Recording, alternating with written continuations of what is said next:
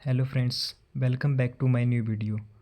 Friends, पिछली video में हमने देखा था यूपीएससी एपीएफसी की दृष्टि पब्लिकेशन की एक सिंगल बुक थी जिसमें आपको बेस्ट टॉपिक्स दिए गए थे जिसमें आप एग्ज़ाम की प्रिपरेशन कर सकते हैं।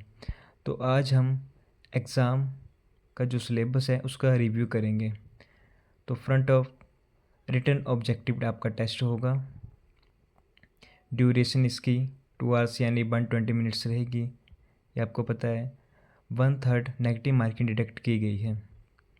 तो आपको ध्यान रखना है एग्ज़ाम करते टाइम।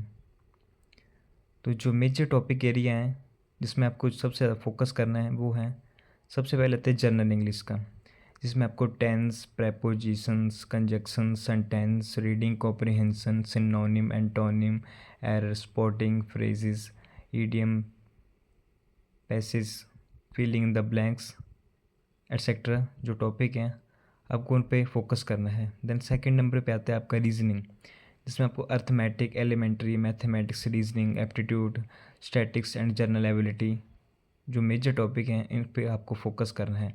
देन थर्ड नंबर पे आता है आपका जनरल साइंस। बेसिक साइंस आपने पढ़नी, इसमें physics, chemistry, bio, computer knowledge. इसके बाद आपका आता है industrial relation and labour laws. Main जो टॉपिक है वो वही है जिसमें सबसे ज़्यादा क्वेश्चन आपके आने के चांस हैं। इसमें industrial act, industrial dispute act, minimum wages, working condition, welfare wages, safety, social security, wages code etcetera. Then इसके बाद आपका आता है accounting and auditing. Accounting fundamentals, debit credit, financial accounting, inventory, investment accounting standard, shares reporting, planning, internal control, vouching, trial balance, balance sheet. इसमें आपको daily practice करनी पड़ेगी। इसके बाद आपका आता है स्टैटिक्स एंड कंप्यूटर एप्लीकेशन। इसमें standard deviation, algebra, operating system applications आपको पढ़ने पड़ेंगे।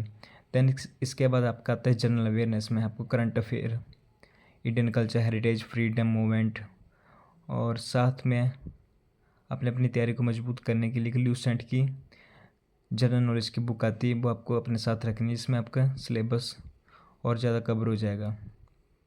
इसके बाद फ्रेंड्स हम आते हैं जो यूपीएससी एपीएफसी के जो हाई स्कोरिंग एरियाज टॉपिक हैं वो हैं, इसमें आपके 10 to 15 क्वेश्चन आने के चांस हैं।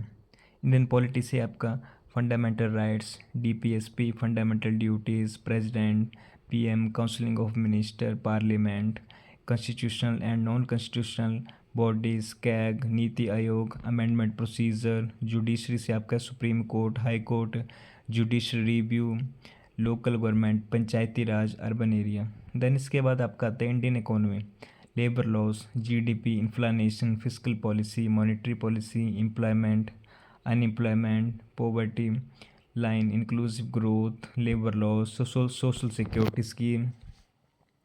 देन इसके बाद आपका आता है जो मोस्ट 8 to 10 क्वेश्चन आने के आपके चांसेस हैं, industrial act, trade union act, welfare, social security scheme, content reasoning से आपको simplification areas, time and work, wages, coding and decoding, blood relations, और जनरल इंग्लिश का आपको सिलेबस पता ही है। और कम से कम आपने पिछले 1 साल के जो करंट अफेयर हैं उनको आपने पढ़ के जाना है। और एज़ पर नोटिफिकेशन बताया है कि आपको अभी कुछ टाइम बचा है एग्ज़ाम आने में। 13 नवंबर इसकी डेट एज़ पर नोटिफिकेशन बताई गई है। So best of luck all aspirants. Thank you.